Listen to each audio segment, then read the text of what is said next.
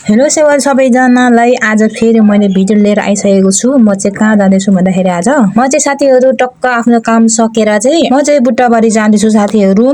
किन जाँदैछु र कसकोमा जाँदैछु भनेर चाहिँ तपाईँहरूलाई एकछिनमा म देखाउने छु। अनि साथीहरू आज चाहिँ यस्तो शीतल थियो नि बाहिर त आमामामा कपाल सपाल सबै उडाएर साथीहरू। अनि फेरि घाम पनि अलि नै थियो नि त। अब झापाको त थोरै घाम लागे पनि कस्तो गर्मी हुन्छ। अनि छाता ओढौँ भनेको त के को साथीहरू त्यो हावाले छाता ओढ्नुको साथो त के छाता त पुरै पल्टाइदिन्छ। त्यही भएर म चाहिँ छाता नओढिकन चाहिँ जाँदैछु बुट्टाबारी साथीहरू। अनि मेरो भदाइनी अनि अर्को एकजना बुइनी पनि आउने हो। हामीले चाहिँ अघि कलमा कुरा मिलाइसकेर हामी त्यही भेट्ने भनेर चाहिँ मैले भनिसकेको छु। अनि साथीहरू हामी बस्ने ठाउँतिर अब गाउँमा त त्यति यति धेरै लिच्ची आँपहरू छैन नि त। अनि म यो बाटो जुन बाटोमा हिँड्छु नि जहिले त्यो बाटो चाहिँ लिच्ची आँप यति धेरै छ। हेर्दा हेर्दा मेरो त आँखै दुखिसक्यो क्या साथीहरू। खानु नपाए पनि के गर्नु त हो, आफ्नोमा नभएपछि यस्तै हो के। तपाईँहरू पनि यस्तै हुनुहुन्छ होला मलाई थाहा छ। अनि अब चाहिँ साथीहरू म चाहिँ यो बाटो सिधा जाने हो। यहाँनिर 2-3टा बाटो छ तर म सिधा जान्छु। मेरो जाने बाटो चाहिँ त्यतै हो नि त। र साथीहरू म चाहिँ बुटारी चोक भन्दा पनि अलिक अगाडि आइसकेको छु। होइन त्यस्तो के खास रहेछ कुरा भन्नुहुन्छ होला नि साथीहरू। खास नै हो आजको दिन चाहिँ। किन भन्दाखेरि साथीहरू हाम्रो गाउँको भाउजूले चाहिँ सरस्वती स्कुल बोर्डी स्कुलको नजिकै पसल खोल्नु भएको छ नि त कपडाको। त्यही भएर साथीहरू आज चाहिँ ओपनिङ हो नि त पसल।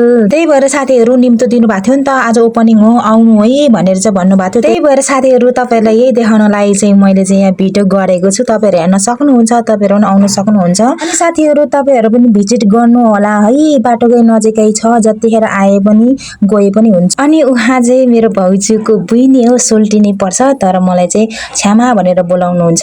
किनकि भाउजूको छोरालाई छ्यामा भनेपछि म सबैको छ्यामै भयो क्या, त्यही भएर के। अनि साथीहरू म चाहिँ पुगेर चाहिँ यसो अलिअलि भिडियो गरेँ, त्यति मजाले चाहिँ गरेको छुइनँ। अनि भाउजू चाहिँ अलिक बिजी बिजी हुनुहुन्थ्यो किनकि आउनुहुने ग्राहकको लागि चाहिँ थोरै प्रसाद तयारी गर्दै हुनुहुन्थ्यो दिनको लागि चाहिँ। अनि हाम्रो पसलको साउनी चाहिँ उहाँ हो हाम्रो प्यारी भाउजू प्रसाद बाँड्दै हुनुहुन्छ यतिखेर। र साथीहरू मैले नै पाइसकेँ प्रसाद र अरू दिदीहरूले पनि खाँदै हुनुहुन्छ। अनि मलाई चाहिँ यहाँनिर सोल्टिनीले जिस्काउँदै हुनुहुन्छ, हाई हेलो सोल्टिनीको भ्लगमा भनेर चाहिँ यहाँ सोची भन्दै हुनुहुन्छ क्या। यहाँनिर सबै हाँस्नु भयो त्यसपछि। अनि साथीहरू आज चाहिँ भर्खर सुरुवात ओपनिङ मात्रै हुँदैछ नि त। अब बिस्तारै यहाँनिर सामानहरू राख्नुहुन्छ र साथीहरू अनलाइन पनि हुन्छ है। तपाईँहरू अनलाइनबाट पनि यहाँनिर अर्डर गर्न सक्नुहुनेछ। बिस्तारै बिस्तारै यहाँनिर चाहिँ सामान थपिँदै जानेछ। र भाउजू र सोल्टिनीले धेरै धेरै बधाई छ तपाईँहरूको सोचे जस्तै होस् र अझै राम्रो हुँदै जाओस्। त्यसपछि साथीहरू म चाहिँ अलिक अगाडि आएँ अनि बुइनीहरू चाहिँ म आएर कति 10-15 मिनट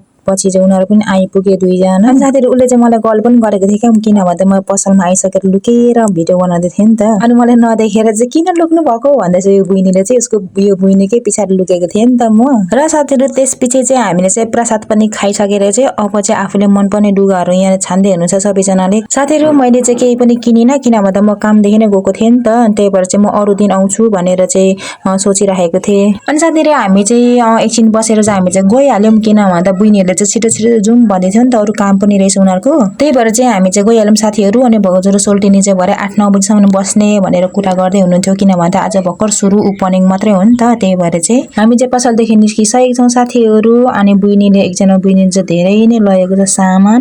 अगाडि अगाडि हिँड्दैछ दुईजना चाहिँ पुरै सामान बोकेर हिँड्नु। त्यसपछि चाहिँ साथीहरू हामी चाहिँ आफ्नो घरतिर लाग्यौँ कुरा गर्दै यहाँनिर के लियौ के लिएनौ भनेर चाहिँ हामी यहाँनिर हाँस्दै पुरै कमेडी गर्दै जाँदैछौँ। अनि दुईजना चाहिँ आधी बाटो चाहिँ अर्कै बाटो जाने अनि म चाहिँ एक्लै हुन्छु आधी बाटोदेखि चाहिँ। उनीहरू चाहिँ अर्कै पसल जाने काम छ अरे। साथीहरू यो मेरो हातमा भएको कपडा चाहिँ मेरो होइन नि, फेरि बिचको बुइनीको कपडा होइन त। यति धेरै किनेको छ हो, उसले के किन्यो त्यो त थाहा भएन। र साथीहरू आजलाई चाहिँ मेरो भिडियो यति नै, बाइ बाइ।